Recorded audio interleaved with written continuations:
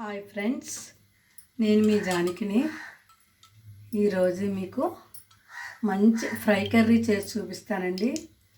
డిఫరెంట్గా చాలా టేస్ట్గా ఉంటుంది. ముందుగా మనం పల్లీలు వేయించుకుందామండి. ఇది ఆయిల్లో వేయించిన పల్లీలు అయితేనే టేస్ట్ బాగుంటుంది. పల్లీలు వేగిపోయాయండి, తీసి పక్కన పెట్టేసుకుందాం.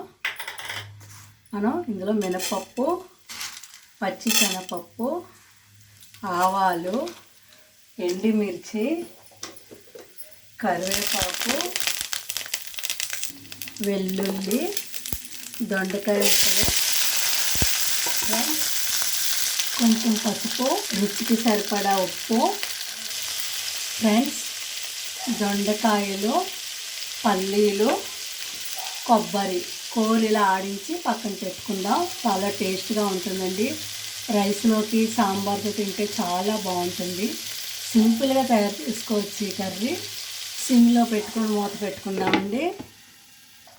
ఫ్రెండ్స్, మధ్య మధ్యలో ఇలా కలుపుకోండి. చూడండి ఆవిరి ఎలా వస్తుంది. ఈ ఆవిరి ఇలా పడడం వల్ల మాడిపోకుండా ఉంటుంది. మూత పెట్టుకుందాం. అలా 2-3 సార్లు కలిపితే ఉడికిపోతుంది. హాయ్ ఫ్రెండ్స్, ఇలా మధ్య మధ్యలో ఇలా కలుపుతూ ఉండండి. వేగిపోతుంది. కారం ముందుగా వేయకూడదు, మాడిపోతుంది. లాస్ట్లో వేసుకుందాము. మీరు ట్రై చేయండి. ఈ ఫ్రై కర్రీ చాలా టేస్ట్గా ఉంటుంది. రుచికి రుచి, ఆరోగ్యానికి ఆరోగ్యం. ఫ్రెండ్స్, దొండకాయ ముక్కలు వేగిపోయాయండి. ఇప్పుడు మనం రుచికి సరిపడా కారం వేసుకుందాం. పల్లీలు వేసుకుందాం. కొద్దిగా కొబ్బరి వేసుకొని కలుపుకోండి.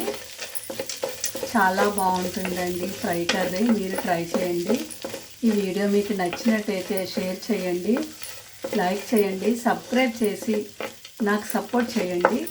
మీ సపోర్టే మేము ముందుకు వెళ్ళడానికి ఉపయోగపడుతుంది. ఒక్క నిమిషం మూత పెట్టుకొని మగ్గనిద్దాం.